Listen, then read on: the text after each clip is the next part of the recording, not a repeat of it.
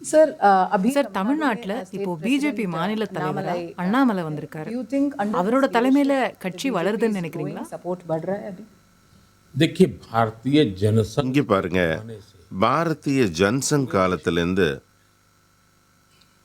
நான் நாடு முழுக்க வேலை செஞ்சுட்டு இருக்கேன், தமிழ்நாட்டிலையும் வேலை செஞ்சுருக்கேன். चुनाव लड़ने के लिए हमारे அப்பெல்லாம் முனிசிபாலிட்டி தேர்தலில் போட்டி போடுறதுக்கு கூட எங்கள்கிட்ட வேட்பாளர்கள்லாம் கிடைச்சதில்ல.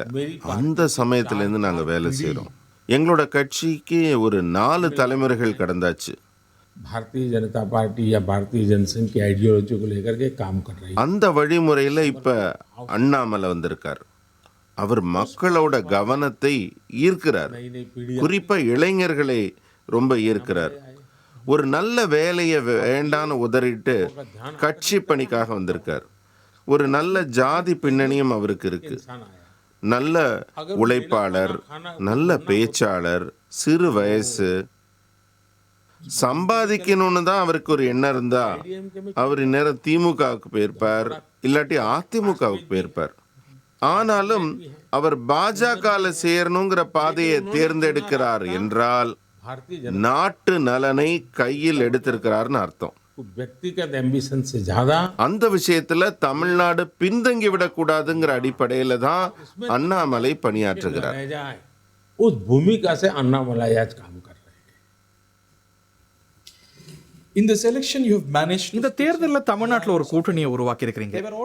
ஏடிஎம்கே கூட இந்த கூட்டணியில தொடரலான்னு எதிர்பார்க்கப்பட்டது. remain in your ஏடிஎம்கே என்டிஏல இடம்பெறாதது உங்களுக்கு வருத்தமா? AIADMK is not part of the NDA today. मुझे लगता है कि இந்த விஷயத்தை நம்ம வேற மாதிரி பார்க்கணும்னு நான் நினைக்கிறேன். 1995 ஜெயலலிதா அம்மாவோட எனக்கு தொடர்பு இருந்தது.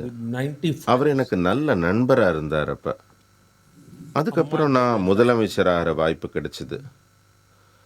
2002 தேர்தலுக்கு பிறகு दोनों का பாஜக ஆட்சியில் மேல குற்றம்லாம் சொன்னாங்க.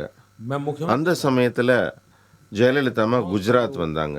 நான் பதவியேற்கும் நிகழ்ச்சி கூட வந்தாங்க. चुनाव के बाद எத்தனையோ விமர்சனங்கள் என் மேல வைக்கப்பட்ட போதும் அவர் அதெல்லாம் பொருட்படுத்தவில்லை. என்னோடது அப்படி ஒரு நல்ல தொடர்பு. कोई कितनी आलोचना करे उन्होंने எனக்கு வருத்தம் யாருக்காவது இருக்குன்னு கேட்டிங்கன்னா அது அஇஅதிமுக கட்சிக்காரங்களுக்கு தான் அந்த வருத்தம் இருக்கணும். अगर किसी को எங்களுக்கு வருத்தம் ஏற்படுறதுக்கான எந்த காரணமும் இல்லை. ஜெயலலிதா அவர்களின் கனவுகளை சிதைக்கிற பாவம் செய்யறவங்க அப்படிங்கிற வருத்தம் அதிமுக காரங்களுக்கு தான் வரணும். பாஜகவுக்கு எந்த வருத்தமும் ஏற்பட ஒரு காரணமும் இல்லை. उनको रिग्रेट होना चाहिए.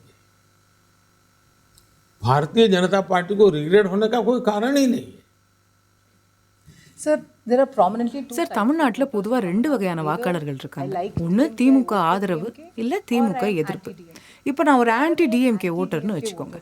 இந்த முறை ஏன் அதிமுகவுக்கு போடாம நான் பிஜேபிக்கு ஓட்டு போடணும்? बीजेपी देखिए भारतीय जनता पार्टी பாருங்க, இந்த முறை பாஜகவும் என்டிஏ கூட்டணியும் ரொம்பவே வலுவா இருக்கு. और समाज के சமூகத்துல पॉकेट्स में பல்வேறு சமூகங்களை இணைக்கிற संगठन है பல்வேறு பொருளாதார சமூக குழுக்களை எல்லாம் कि உள்ளடக்குறது இந்த கூட்டணி. दलों का இது கிட்டத்தட்ட ஒரு மலர்ச்செண்டு போல இருக்கு.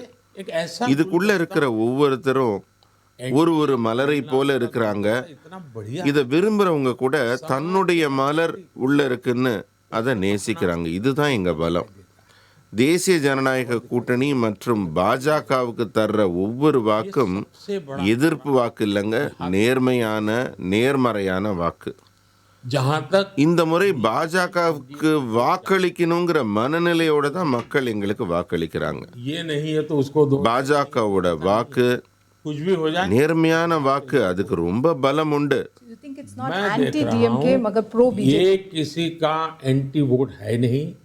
बीजेपी एनडीए को पॉजिटिव वोट मिल रहा है. okay और எங்களோட 10 ஆண்டு கால ஆட்சியில இளைஞர்களின் ஆசைகளை பூர்த்தி செய்யற வகையில நாங்க பணி செஞ்சிருக்கோம்.